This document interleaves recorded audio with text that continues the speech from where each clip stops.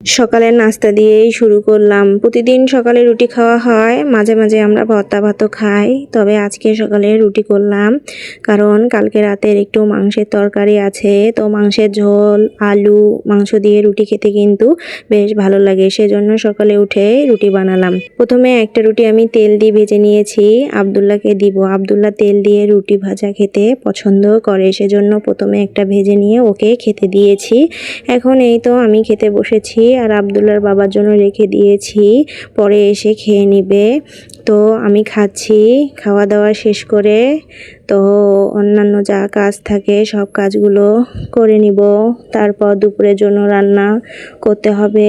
আজকে দুপুরে আমি রান্না করব, পাট শাক ভাজি করব, আর হচ্ছে আলু ঢেঁড়স ভাজি করব, তার সাথে করব ডিম ভাজি দিয়ে আলুর ডাল। তো প্রথমে তো আমি ঢেঁড়সগুলো ধুয়ে কেটে নিলাম, এখন ঢেঁড়স ভাজিটা করে নিব। তো প্রতিদিন রান্না করার আগে কিন্তু জিজ্ঞাসা করি যে আজকে কি রান্না করব। তো বলে যে যেটা মন চায় সেটা রান্না করো। তো যখন নিজের মন মতো রান্না করব তখন আবার খেতে বসে বলবে যে এটা রান্না করতে পারোনি, ওইটা করতে পারোনি। আসলে পুরুষ মানুষগুলো কি এরকম হয় নাকি আব্দুল্লাহর বাপ এরকম, আমি কিন্তু বুঝতে পারি না। মাঝে মাঝে আমার খুব খারাপ লাগে। তো যাই হোক, ঢেঁড়স আলু দিয়ে ভাজি করলে আমার তেমন একটা ভালো লাগে না। ঢেঁড়স এমনিতেই তেলের মধ্যে ভাজি করলে ওইটা খেতেই আমার বেশি ভালো লাগে। তো যেহেতু আব্দুল্লাহর বাবা পছন্দ করে সেজন্য আলু দিয়েই ভাজি করলাম। এদিকে ভাজিটা তো হয়ে গেছে, নামিয়ে রেখেছি। এখন পাট শাকটা ভাজি করে নেব। পাট শাকের সাথে আবার আমার মসুর ডাল খেতে ভালো লাগে।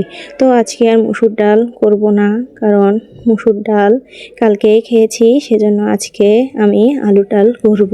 তো পাট শাক ভাজিটা এই তো পেঁয়াজ রসুন মরিচ দিয়ে তেলানি করে নিচ্ছি। সুন্দর হয়েছে পাট শাক ভাজিটা দেখতে, খেতেও কিন্তু অনেক মজা হয়েছিল। তো পাট শাক ভাজিটা তো হয়ে গেছে, নামিয়ে রেখেছি। এখন এই তো ডিম ভাজি করে আলুর ডাল দিয়ে আজকে রান্না করব। তো এই তো ডালটাও হয়ে গেছে, ডালটাও নামিয়ে রেখেছি।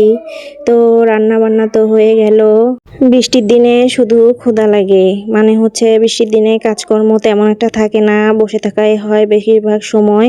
তো মনে হয় খাবারগুলো তাড়াতাড়ি হজম হয়ে যায়, শুধু ক্ষুধা লাগে, শুধু খাইতে ইচ্ছে করে। তো পাট শাক দিয়ে কাঁচামরিচ খেতে আমার কিন্তু খুব ভালো লাগে। তো পাট শাক দিয়ে কাঁচামরিচ খেয়েছি, তারপর ঢেঁড়স আলুর তরকারি দিয়ে একটু ভাত খেয়ে নিলাম। এখন ডিম ডাল দিয়ে খেয়ে নিচ্ছি। ভাজা ডিমের চেয়ে আমার গোটা ডিম দিয়ে আলুর ডাল খেতে বেশি ভালো লাগে। তো আজকে ডিম ছিল না, সেজন্য একটা ডিম ভেজে ডাল দিয়ে রান্না করেছি। তো খেতে অবশ্য ভালোই হয়েছিল। তো আজকে পর্যন্ত, সবাই ভালো থাকবেন, সুস্থ থাকবেন, আল্লাহ হাফেজ।